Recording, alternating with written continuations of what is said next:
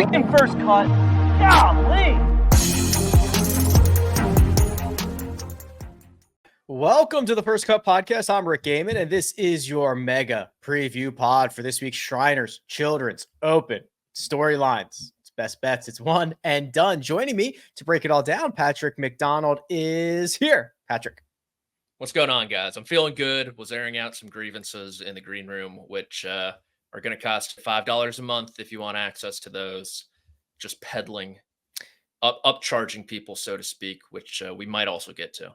The take that you just gave in the green room, would you sell that for $5 a month? I think you would have to consume it through like a green screen type of video. Yeah. And then okay. I think I'd sell that to you. It might be worth a little bit more than that. I think it could get a little bit of run. Greg DuCharme is also here. Hello, Greg.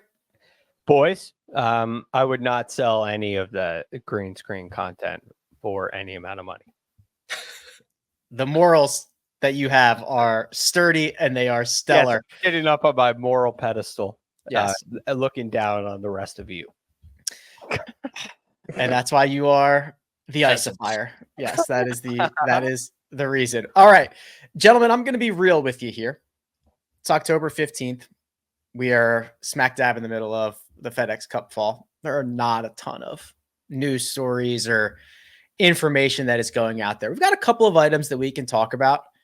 I think in our world, golf social media, the thing that popped up this week was the prices for the upcoming Ryder Cup. I have a couple of thoughts on that, but just so that people understand what we're talking about, the Ryder Cup prices did come out. So they do include non-alcoholic beverages and food, but here are the prices. Practice rounds, $255 a pop. Thursday, $423. Friday, Saturday, Sunday, that'll cost you $750 a piece. So do a little quick math. Say me and a friend want to go to Saturday and Sunday. That's a $3,000 investment, Greg. That is the ticketing. And I will say, I should have done a little bit of research. How does this compare to Wisconsin? How does this compare to Rome? Do we know? I do. I can give you a lot of comparisons. Beautiful. All right. 2023 Ryder Cup in Rome, converted to dollars from euros. You're talking about competition day being $277. Okay. And these are either $420 or $750. Are these adjusted for inflation as well, Greg? There is no 2-year. My calculator doesn't have enough room. Okay, continue. Close enough. That just seems like an in vogue thing to say. Wisconsin's an interesting one because it was a COVID year. So because it's a COVID year, there were fewer seats. Like I think attendance in Rome was over 270,000 people for the week. Okay. And I saw a figure of 150,000 at Whistling Straits. But I also saw that 50,000 people were there on Friday. So I'm not sure if that article had some, was talking about competition days or whatever. But those tickets, 2021, about a week before the event on StubHub, you could get in for $280 to $350. Okay. So is it fair, Greg, to say that these are at least twice the cost of the last European Ryder Cup and the last American Ryder Cup? Well, more so, right? You're basically tripling last year the Ryder Cup in Rome. True. And you're tripling the 2025 PGA. You can go to Quail Hollow for the PGA Championship run by the same organization. That's the key there. $262. Now that also includes food. And I know that it included food and non-alcoholic drinks at Oak Hill, also in the state of New York. And I know that it included food in Louisville, as Scotty Scheffler would say. Louisville. Louisville. So like, don't spare me with the foods included conversation. I mean, it better be surf and turf. Also, yeah, it's first off, it's going to be like chicken fingers, fries, and Diet Pepsi, right? Gotta Like go it's full on Joey Chestnut. Hot dogs, burger. No, it's all you can eat. But I mean, Joey Chestnut can't make it worth his while with eating all those hot dogs. Yeah, you got to eat a lot. I mean, I guess this is kind of weird, Patrick. I believe in the free market. You know, they're going to sell these. They're going to have no problem selling these. The PGA of America is going to make buku bucks, right? That is the truth. However, there is a side of this that feels a little grimy, right? Feels a little bit like you're pricing out some more casual fans, some younger fans, which I don't know. For how much we have talked about growing the game in the last 4 years, I'm not sure I've seen an example of growing the game actually executed. Pricing out the average man could be the most American thing that the Ryder Cup could do. One could argue. It's true. Let me play heel here. I'm watching the Vince McMahon documentary on Netflix right now, and they've been saying the word heel a lot, so I wanted to throw that in there. It means villain for those of you at home. Let me little devil's advocate. So this event in particular, the 2025 Ryder Cup at Bethpage Black, 40 miles outside New York City, has been talked up by many as being the golf event of the century, the biggest golf event ever. Golf's version of the Super Bowl. It's going to be absolutely insane. For 10 years, they've been saying, wait till we get to Bethpage. Yes. And 40 miles outside of a city where you have schmucks like me who would pay $3,000 to live in a rat-infested apartment. $750 is nothing to them. And so these same people who are comparing this event to the Super Bowl are now all of a sudden surprised that you're getting Super Bowl-like prices. Cut me a break. I understand we talked about engagement farming behind the scenes. It seems to me this is a little bit of some manufactured outrage, to be honest with you. Because you look at the Super Bowl, for example, let's draw the comparisons. I know it's apples to oranges. The Ryder Cup is nowhere near close to the Super Bowl. But I was lucky to anyway.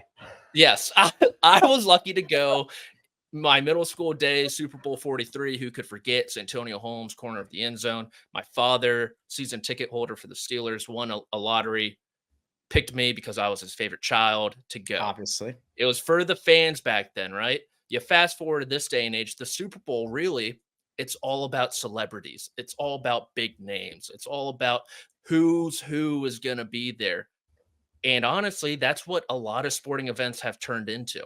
And that's what this Ryder Cup is going to turn into. It's about the big pockets, the deep pockets there in New York City that are going to come over to Long Island and pay the $750. And I will say the one kind of savvy play from the PGA of America in this announcement was that everyone's outraged about the $750, that no one's looking at the $250 for a practice round for an event with 24 players. That price tag is absolutely ridiculous.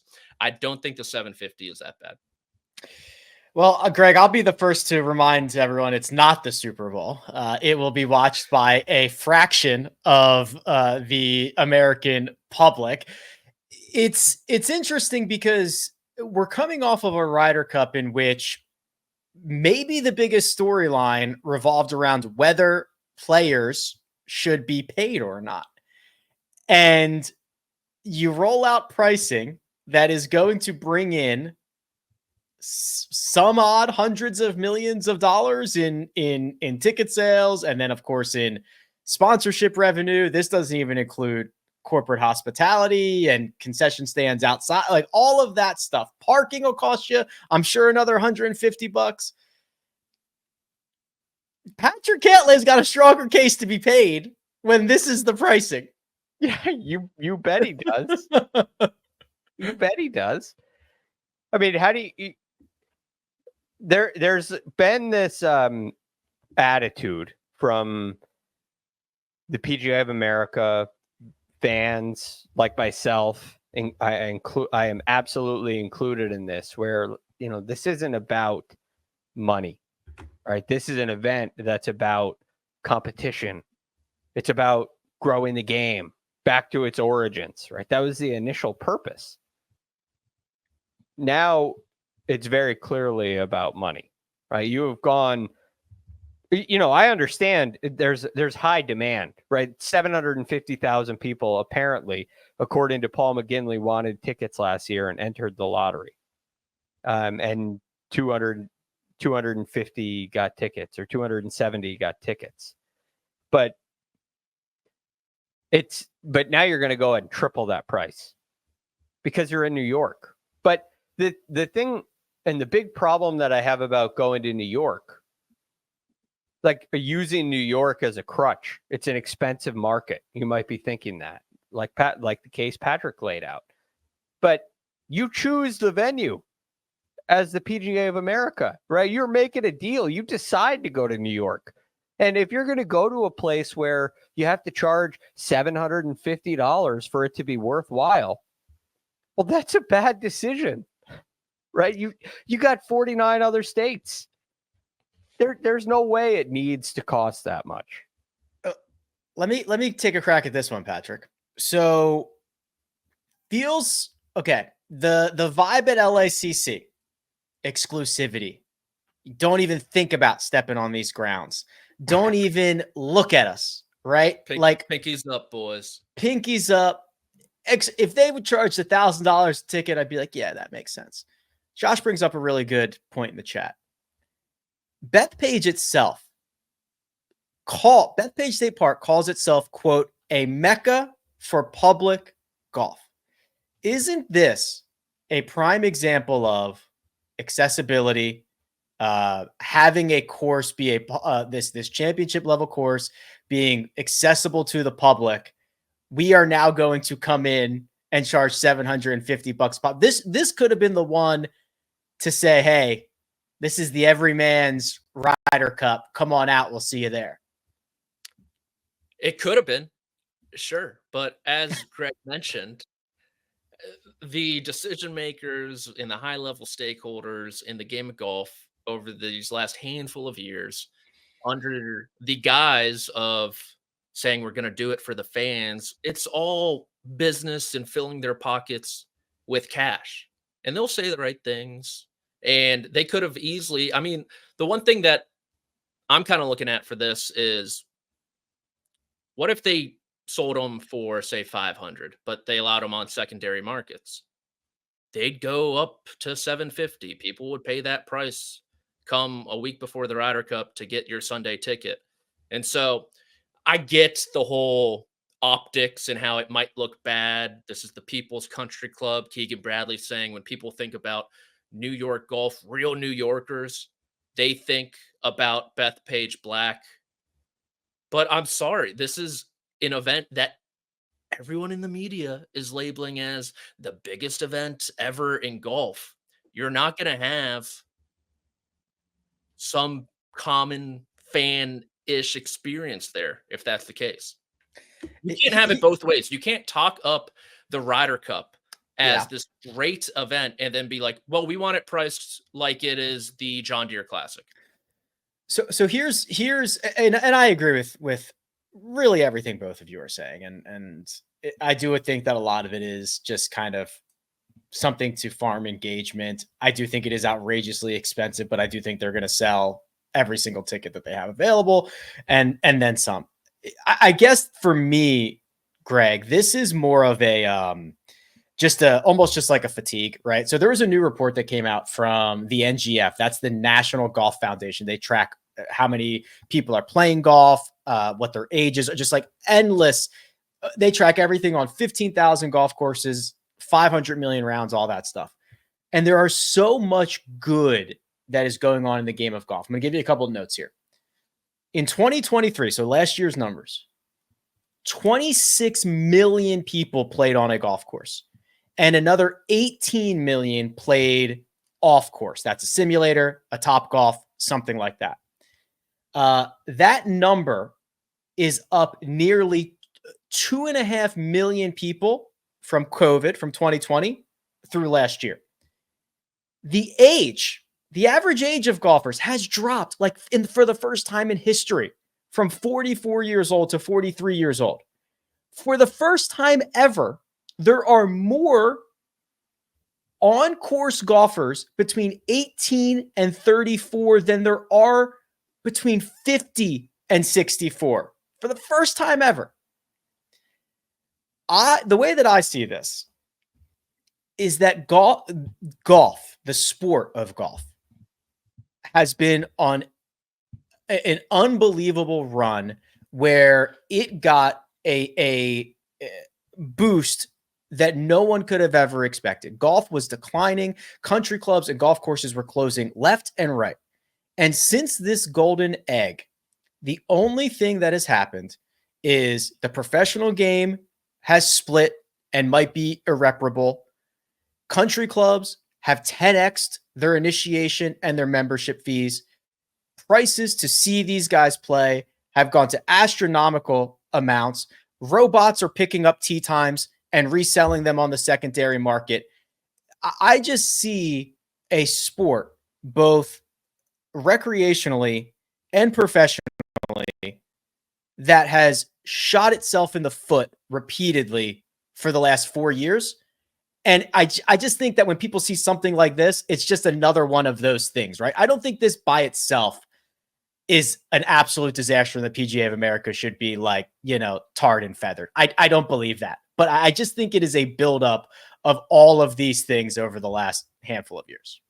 Well, it's a good point about them being tarred and feathered. And I'm a proud PGA of America member myself. So I don't think they should be tarred and feathered.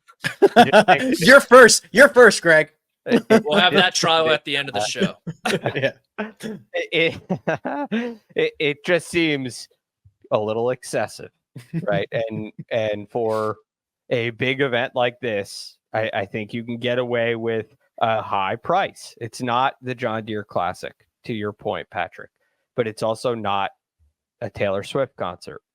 And so that's a balance that you got to find. And when you triple what you did in the last time, it's a little hard for people to swallow, and it can make people turn a blind eye, especially when it's the organization. By the way, a lot of people think, I've seen some comments on this, that the PGA Tour is catching a lot more. They're catching a lot of heat for this and have nothing to do with it. Oh, that is amazing. This is not good for the PGA Tour because they're greedy and a lot of uneducated viewers' eyes. They got to change their name. Somebody's got to change their name. That's like Zach Johnson catching heat for not picking Bryson for the Olympics. Yeah, I was seeing that this summer. Yeah, right. They have nothing to do with this. But anyway, the PGA of America is, their role is to be growing the game. And with some of those metrics that you read, Rick, they're doing a great job. But part of growth, and if you look at the business world, companies sometimes grow too fast and they're not ready for it. And it could be a bad thing. Economies can grow too fast and they're not ready for it. And it can be a bad thing. So severe, incredibly quick growth takes a lot of planning. It takes vision. It takes leadership to be able to sustain and to be able to handle.